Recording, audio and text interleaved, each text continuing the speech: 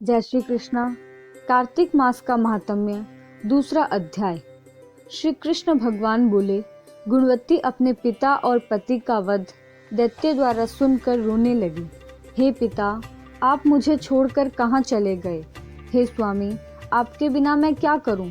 कहाँ जाऊं? मेरा भरण पोषण कौन करेगा? कौन खाने पीने को देगा? और मैं काम काज में भी चतुर नहीं हूँ। तुम्हारे बिना मैं अनाथ हूँ। अब मैं किसकी शरण में जाऊं? मैं विधवा हो गई हूँ।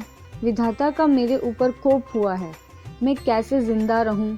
श्री कृष्ण बोले, इस तरह विलाप करती हुई, केले के पत्ते के समान कांपती हुई पछाड़ खाकर गिर पड़ी।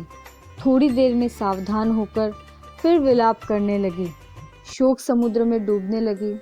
उस गुणवती ने घर का सब माल बेचकर शास्त्र के अनुसार बहुत सावधानी के साथ अपने पति तथा पिता की क्रिया की और उसी शहर में विष्णु भगवान की भक्ति में तत्पर होकर शुद्ध शांति के साथ रहने लगी।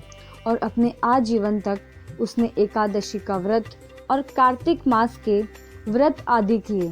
हे कांते, यह दोनों व्रत मुझे अत्यंत प्यारे हैं। इन व्रतों को करने से मोक्ष की प्राप्ति होती है, पुत्र और घर की प्राप्ति होती है।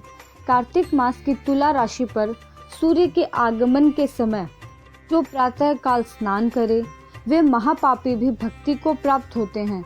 जो मनुष्य स्नान, जागरण, दीपदान और तुलसी के वन का पालन करते हैं, वे विष्णु के रूप होते हैं।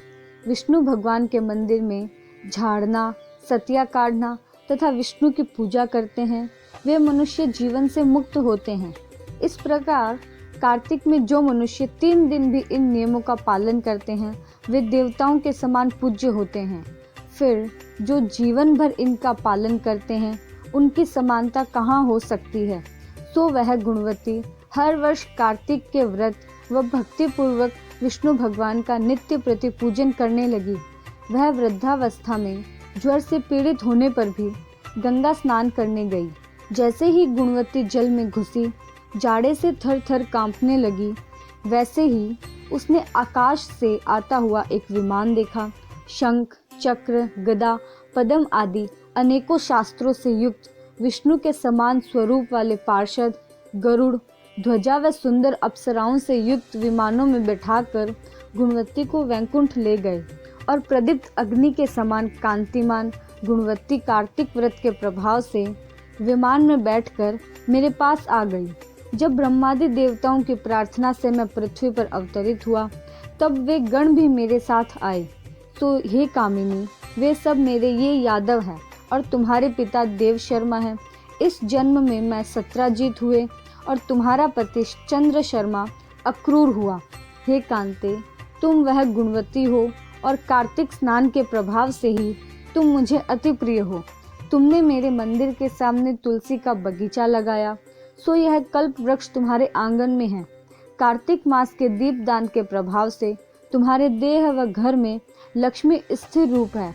और संपूर्ण व्रत आदि प्रेम से विष्णु भगवान को अर्पण किए, सो तुम मेरी पत्नी हुई। तुमने मृत्यु पर्यंत कार्तिक व्रत किए, इसलिए मुझसे तुम्हारा वियोग नहीं होता। इसी प्रकार कार्तिक व्रत करने वाले तुम्हारे भांति प्रिय होंगे। यज्ञ, दान, व्रत और तप से कार्तिक का 16वां अंश फल भी नहीं मिलता। सूत जी बोले, सत्यभामा जी पूर्व जन्म के वृतांत जानकर अति प्रसन्न हुई और भगवान कृष्ण को नमस्कार किया। आगे की कथा अगले अध्याय में। तब तक के लिए वीडियो को लाइक, शेयर और सब्सक्राइब जरूर करें। Thank you.